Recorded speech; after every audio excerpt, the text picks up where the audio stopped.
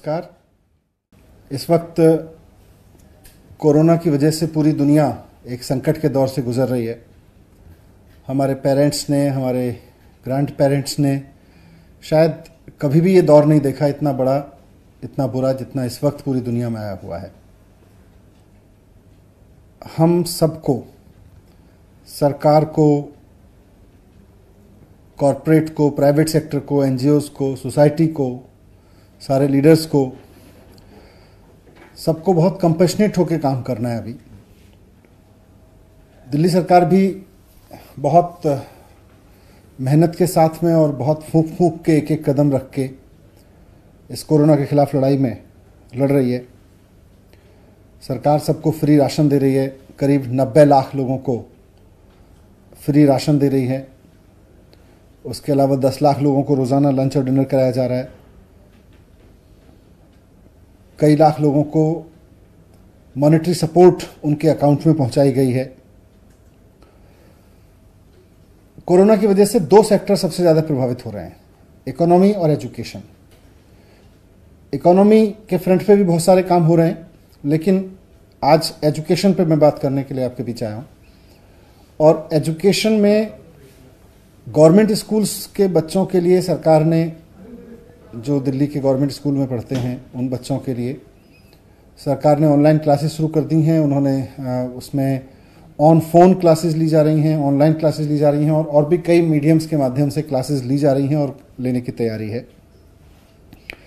Private school के बारे में मैं कहना चाहता हूं कि प्राइवेट स्कूल दिल्ली में और भारत में, पूरे देश में कंपनियों द्वारा नहीं चलाए जाते, ट्रस्ट द्वारा चलाए जाते हैं, संस्थाओं द्वारा चलाए जाते हैं।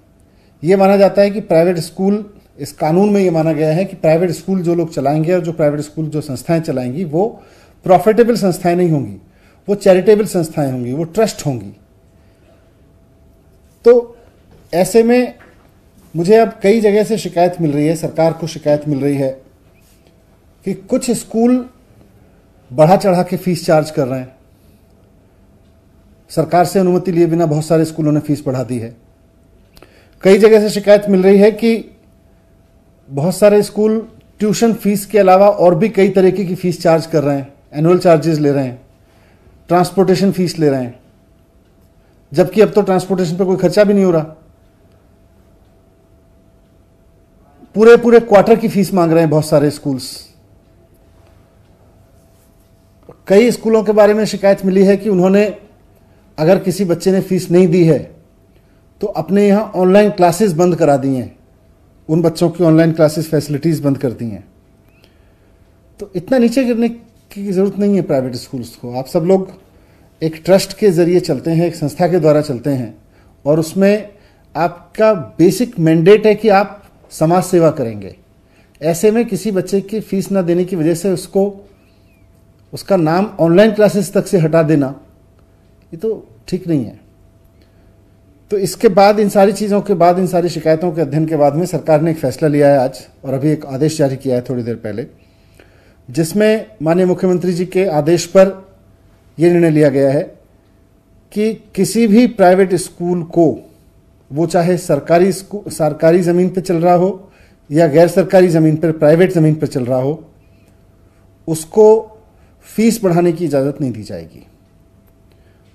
सरकार से पूछे बिना कोई भी प्राइवेट स्कूल फीस नहीं बढ़ा सकता, वो चाहे प्राइवेट स्कूल प्राइवेट ज़मीन पे चल रहा हो या गवर्नमेंट ज़मीन पे चल रहा हो। दूसरा, कोई भी स्कूल 3 महीने की फीस डिमांड नहीं करेगा, केवल ट्यूशन फीस डिमांड करेगा, वो भी महीनावार लेंगे। कोई स्कूल पेरेंट्स को 3-3 महीने की फीस नहीं चार्ज करेगा। इसके साथ जो ऑनलाइन एजुकेशन दी जा रही है बच्चों को स्कूल्स की तरफ से, प्राइवेट स्कूल्स की तरफ से, सभी बच्चों को देनी होगी।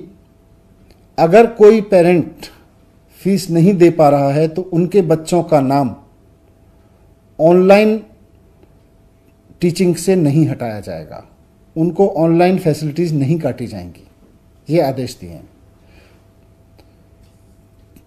साथ में कोई भी स्कूल ट्रांसपोर्टेशन फीस नहीं चार्ज करेगा। इस दौरान,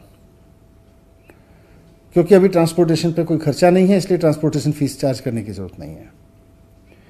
1 महीने की फीस के अलावा कोई और 1 महीने की ट्यूशन फीस के अलावा कोई भी स्कूल, वो चाहे प्राइवेट जमीन पे बना है या सरकारी जमीन पे बना है, कोई भी स्कूल 1 महीने की ट्यूशन फीस के अलावा किसी भी पेरेंट से कोई और तरह की फीस चार्ज नहीं करेगा, ना ट्रांसपोर्ट फीस चार्ज करेगा, ना कोई एनुअल चार्ज करेगा, कोई चार्ज नहीं लेंगे।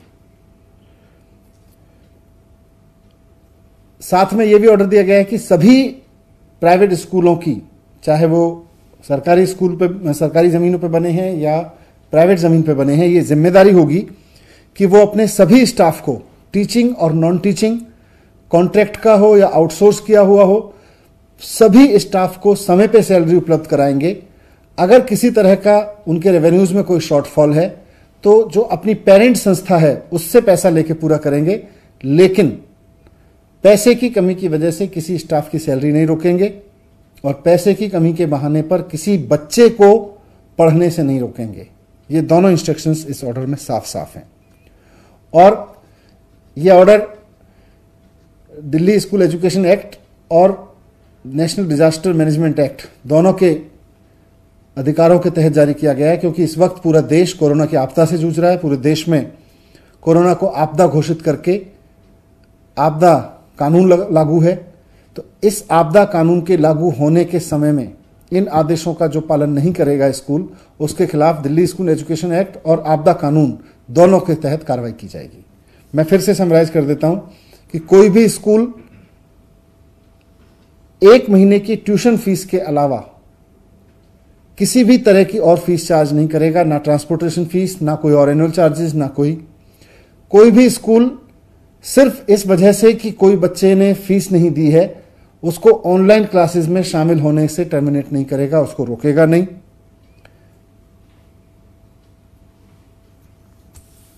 बिना सरकार की इजाजत के कोई फीस नहीं बढ़ाएगा, जो फीस पहले से थी उसी को अलाउ किया जाएगा, उसके अलावा बढ़ी हुई फीस नहीं चार्ज की जाएगी किसी भी स्कूल में।